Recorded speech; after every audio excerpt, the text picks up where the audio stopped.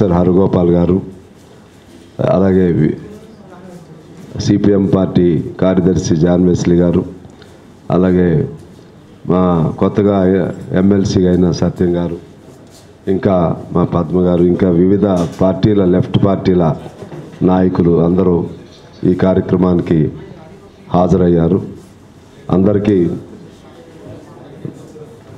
వారందరికీ స్వాగతం పలుకుతున్నాను. అదేవిధంగా పాత్రికేయ మిత్రులందరూ కూడా అన్ని ఛానల్స్, ప్రింట్ మీడియాల నుంచి కూడా వచ్చారు. మీ అందరికి కూడా నేను నమస్కారాలు తెలియజేస్తున్నాను. ఈరోజు ఇది అర్జెంటు సమావేశం పిలవాలని చెప్పి హరగోపాల్ గారు నాకు వారు తెలియజేయటం జరిగింది. మేము కూడా పెడదాం అనుకున్నాం. సరే, అందరం కలిసి పెడితే బాగుంటుందనే దాంతో ఈ మీటింగ్ ఏర్పాటు చేశాం.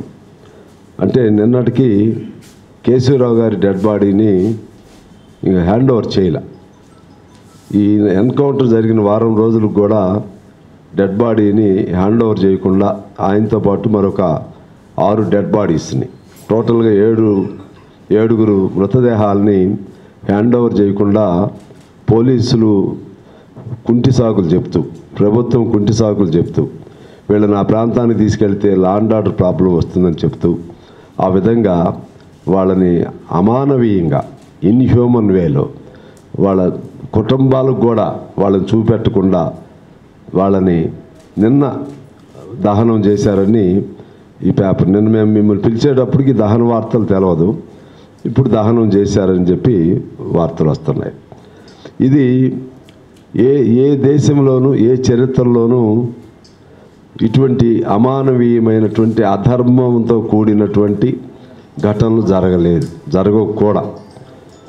యుద్ధం చాలా గొప్పగా వీళ్ళు భగవద్గీతని ఉద్ఘాటిస్తారు, అలాగే అనేక పురాణాలని ఉద్ఘాటిస్తారు. ఏ భగవద్గీతలో కానీ ఏ రామాయణంలో కానీ ధర్మయుద్ధాన్ని తప్పి చేయమని ఎక్కడ లేదు. కానీ ధర్మయుద్ధాన్ని ఎప్పుడు తప్పుతూ ఉంటారు, అది వేరు. కానీ ఇది మనకి ఇంకా రాజ్యాంగం ఉంది. ఆనాటి మహాభారత రామాయణాలలాగా ఇప్పుడు మనకి అదేమో ఒక్కొక్క మతపరమైన విభాగానికి సంబంధించినటువంటివి, ఖురాన్ అయినా లేకపోతే బైబిల్ అయినా. కానీ మనకి రాజ్యాంగం అన్ని మతాలకి, సర్వ మతాలకు, సర్వ కులాలకు, సర్వ ప్రాంత ప్రజలకు, దేశ ప్రజలందరికీ ఇది ఒక మహత్తరమైన పవిత్రమైన గ్రంథం రాజ్యాంగం. ఆ రాజ్యాంగాన్ని భిన్నంగా ఈ పాలకులు ఎందుకు ఇటువంటి పోకళ్ళకు పోతున్నారో ఇవాళ ప్రజలకు వాళ్ళు సమాధానం ఎప్పటికైనా చెప్పుకోవాల్సిన అవసరం ఉంటుంది. ఇవాళ వాళ్ళకి అధికారం ఉండొచ్చు, కానీ ఏనాటికైనా వాళ్ళు బాధ్యత వహించాలి. ఇటువంటి అమానవీయమైనటువంటి హత్యాకాండను నడుపుతున్నటువంటి వాళ్ళు, ఇది యుద్ధం కాదు, ఇది ఏకపక్షంగా వాళ్ళని ఎన్కౌంటర్ పేరుతో, no encounter took place anywhere, only encounter పేరుతో పట్టుకొచ్చి సజీవంగా చంపుతున్నారు. సరే, ఇందులో వాళ్ళని రక్షించుకోవడానికి కోసం ఇనిషియల్లీ వాళ్ళు రెసిస్ట్ చేశారు, ఇది వాస్తవం. కానీ కేశవరావు గారిని చంపిన పద్ధతి ఏంటి? మనిషిని సజీవంగా దొరికినప్పుడు తీసుకెళ్ళు. ఆయన రక్షకులుగా ఉన్న 26 మందిని చంపారు.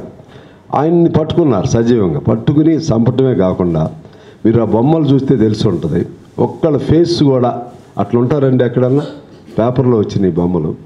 ఫేస్ మీద ఆ బాయిలెట్ ఏమంటారు దాన్ని, బాయినెట్, ఆ మడమల ద్వారా గుద్ది చంపినట్టుగా పళ్ళు ఊడిపోయి కొంతమందికి. ఎంత అన్యాయమైన పద్ధతి ఇది! ఏం ద్రోహం చేశారు మావోయిస్టులు, ఏమి ద్రోహం చేశారు నక్సలైట్లు? వాళ్ళు ప్రజల కోసం జైలులో ఉంటున్నారు, ప్రజల కోసం అడవిలో ఉంటున్నారు. అంతా మీలాగా రేసీ రూమ్లోనూ లేకపోతే రోడ్ల మీద తిరగట్లేదు. వాళ్ళు దాక్కుని ఎప్పటికైనా ప్రజలకి సమరాజ్యం కావాలని చెప్పి, సమానత్వంతో కూడిన రాజ్యం కావాలని. అఫ్కోర్స్ వాళ్ళ దారి వేరే కావచ్చు, విధానం వేరే కావచ్చు, మా విధానం వేరే ఉంటుంది, అట్లే శాంతి కాముకుల విధానం వేరే ఉంటుంది.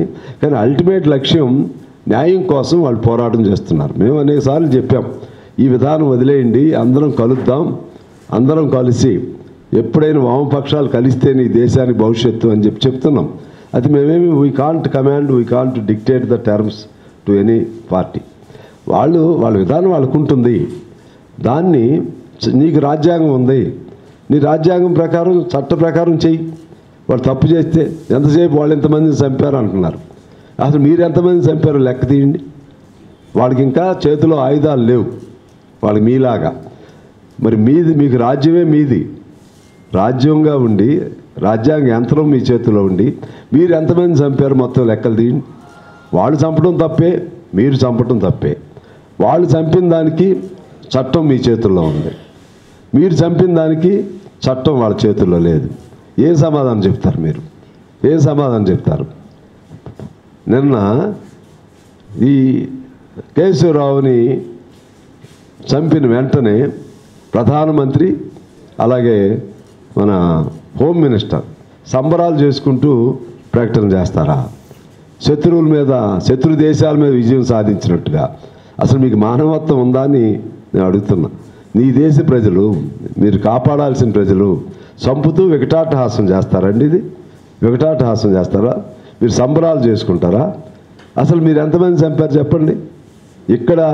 ఇక్కడ చంపిందేమో వందల మందిని చంపారు. ఆపరేషన్ గగార్ పేరుతో దాదాపు 800 మంది లెక్క వస్తుంది ఆపరేషన్ గగార్ పేరుతో. మీరు యుద్ధంలో చంపింది ఎంతమంది అండి? యుద్ధంలో 100 మంది లోపే. ఇది మొన్న టెర్రరిస్టులు 100 మంది లోపే చంపుతారు. ఇక్కడ 800 మందిని చంపారు. టెర్రరిస్టులను ఎందుకు ఆగిపోయింది? ఎందుకు చంపలేకపోయారు? ఎందుకు పట్టుకోలేకపోయారు? పట్టుకున్నారా? ఒక్కళ్ళన్నా మీరు పట్టుకున్నారా? టెర్రరిస్టులను ఒక్కళ్ళైనా పట్టుకున్నారా? ఒక్కళ్ళైనా పట్టుకుంటే మీరు విజయం సాధించినట్లు. మీరు విజయం సాధించలేదు, లొంగిపోయారు. ట్రంప్ ఆదేశాలకు అనుగుణంగా లొంగిపోయారు. ట్రంప్ ఆదేశాలకు అనుగుణంగా లొంగిపోయి 2 రోజుల్లోనే దేశమంతా ఒక తాటి మీదకి వచ్చింది. అన్ని భావాలు అందరూ కలిసి ఒక తాటి మీదకి వచ్చారు. వచ్చిన తరుణంలో ట్రంప్ చెప్పాడు, ఆయన వాణిజ్యానికి సంబంధించినటువంటి ఒక బెదిరించిన వెంటనే లొంగిపోయి అక్కడ మేము ఏదో ఘనకార్యం చేసామని చెప్పి మాత్రం 100 మంది చంపుతున్నారు. వాళ్ళతో చర్చలు జరుపుతారా? వీళ్ళతో చర్చలు జరపరా? వీళ్ళందరూ మా జస్టిస్ గారు కానీ, చంద్రకుమార్ గారు, లేకపోతే హరగోపాల్ గారు, మనందరం లెఫ్ట్ పార్టీస్ అందరం, మనమే కాదు దేశవ్యాప్తంగా వాళ్ళు చర్చలు జరపండి అని అడుగుతుంటే చర్చలు జరపకుండా చంపడమే మా పని అంటూ ఏ ధర్మం చెప్పింది? ధర్మయుద్ధం అంటే ఏంటి? తెల్ల జెండా ఎత్తితే లేకపోతే చర్చలు జరపాలని అంటే కృష్ణుడినైనా రాయబారానికి పంపించారు కదా. అట్లా వీళ్ళ తరపున రాయబారం చేసిన వాళ్ళు ఇంతమంది, హరగోపాల్ సార్ వీళ్ళంతా చేసిన వాళ్ళు ఉన్నారు కదా. లేకపోతే భారతదేశంలో చాలామంది ఉన్నారు కదా. వాళ్ళు పిలవచ్చు కదా మీరు. వాళ్ళ ద్వారా మేము చర్చలకు వస్తాం, అవసరమైతే ఆయుధాలు కూడా త్యజించడానికి సిద్ధం అయినట్టుగా అనిపించింది. వాళ్ళు నోటితో అనలేదు కానీ అది మంచి అవకాశం కదా. కానీ వాళ్ళ ఉద్దేశం వాళ్ళని చంపాలి. వాళ్ళ టెర్రరిస్టులతో చర్చలు జరుపుతారు, దేశ ద్రోహులతో చర్చలు జరుపుతారు. దేశం కోసం పోరాటం చేసేటువంటి వీళ్ళని అఫ్కోర్స్ వీళ్ళు కొన్ని తప్పులు చేసి కొన్ని చిన్న తప్పులు చిన్నయో పెద్దయో జరుగుతున్నాయి. కొంతమంది అమాయక పోలీసులు వాళ్ళు కూడా పేదాళ్లే, అవన్నీ మేము ఖండిస్తున్నాం. కానీ ఇది రాజ్యం ద్వారా జరుగుతున్నటువంటి రాజ్యహింస, నరహింస, ఇది నరహంతకుల్లాగా మీరు ఉన్నారు. దీన్ని మేము తీవ్రంగా నిరసిస్తున్నాం. మేమేదో వాళ్ళని డెడ్ బాడీ పంపించమని డిమాండ్ చేద్దామని పెట్టాం, కానీ డెడ్ బాడీని కూడా లేకుండా మీరు చేశారు. మీరు ఎప్పుడైనా సమాధానం చెప్పుకోవాలి. మీరు అనుకోవచ్చు వీళ్ళని చంపేస్తే, కమ్యూనిస్టులని మావోయిస్టులను చంపేస్తే, ఎందుకంటే వాళ్ళ లక్ష్యం అదే, ముస్లింలు, క్రిస్టియన్స్, కమ్యూనిస్టులు వీళ్ళ ముగ్గురు లేపేయాలని. వీళ్ళ ముగ్గురు ఉండకూడదు సిద్ధాంతాలు, వాళ్ళ లక్ష్యం అది. మీరు అనుకోవచ్చు ఈ చరిత్రలో ఇట్లా ఎంతమందిని చంపినా ప్రశ్నించేవాడిని చంపలేకపోయారు. ప్రశ్న ఎప్పుడు ఉంటానే ఉంటుంది. ఆ ప్రశ్న ఎక్కడ ఉంటుందంటే ఎక్కడ అన్యాయం జరిగితే అక్కడ ఇంకో రూపంలో వస్తుంది. ఇవాళ మీరు చంపింది కేశవరావు గారిని లేకపోతే వాళ్ళ సహచరులు కాదు, ధర్మాన్ని చంపారు. మీరు ధర్మాన్ని చంపారు. ధర్మం అనేది దాన్ని తాత్కాలికమే దాని చావు, కానీ ధర్మం శాశ్వతం. ఇవాళ నాకు చాలా దుఃఖంతో ఆవేదనతో నేను ఈ మాటలు చెప్తున్నాను, చాలా బాధగా చెప్తున్నాను. అంటే నెక్స్ట్ మీ లక్ష్యం అర్బన్ నక్సలైట్స్. సార్ ఏం చేశారు, హరగోపాల్ సార్ ఏం చేశారు, మంచిగా పాఠాలు చెప్తారు. మీ పోలీసులు కూడా పాఠాలు చెప్పారే, ఆయన కూడా తీసుకెళ్ళి లోపలేశారు. వరవరరావు సార్ ఏం చేశారు చెప్పండి, ఆయన ప్రధానమంత్రిని చంపుతారా? ఆయన ఎంత వయసు ఆయన తీసుకొచ్చి లోపల పెడతారా?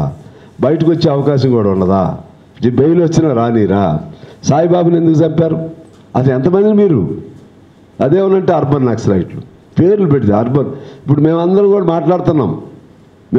మాట్లాడుతున్నాం, సార్ మాట్లాడుతున్నారు, జడ్జిగా చేశారు. వారికి ఏం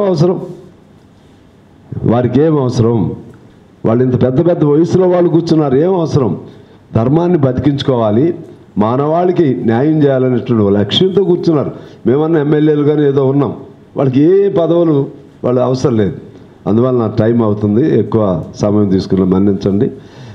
నేను ముందుగా అంటే ఇక్కడ చొరవ సార్ చేసినా కూడా ఇక్కడ జరుగుతుంది కాబట్టి నేను ఒక డిమాండ్ ఏం పెడుతున్నానంటే, తక్షణం వీళ్ళైతే న్యాయ విచారణకు ఆదేశించరు. సుప్రీంకోర్టు అనేక సార్లు అండగా ఉంది బాధితుల తరపున. వారు మానవత్వంతో సుప్రీంకోర్టు స్పందించి సుమోటోగా స్వీకరించి ఈ కిల్లింగ్స్ అన్నిటి మీద న్యాయ విచారణకు ఆదేశించాలి. భవిష్యత్తులో ఇప్పటికైనా ఇంకా అయిపోయింది, కేశవరావుతో మేము క్లోజ్ చేసామని అనుకోవద్దు. ప్రభుత్వంగా ఇప్పుడైనా సరే శాంతి చర్చలకు పిలవండి. ఎందుకంటే మేము బాధ్యత కలిగిన పార్టీలుగా మేము చెప్తున్నాం. సుప్రీంకోర్టు కూడా ఆ వైపుగా సుమోటోగా స్వీకరించి వాళ్ళని ఆదేశిస్తే మంచిగా ఉంటుంది. కేంద్రాన్ని, రాష్ట్రాలని వాళ్ళని చర్చలకు పిలిచి జరపండి ఆదేశించే హక్కు సుప్రీంకోర్టుకు ఉంటుంది. ఆదేశం కాకపోతే సూచన ప్రాయంలో ఆ విధంగా చేయమని నేను కోరుతూ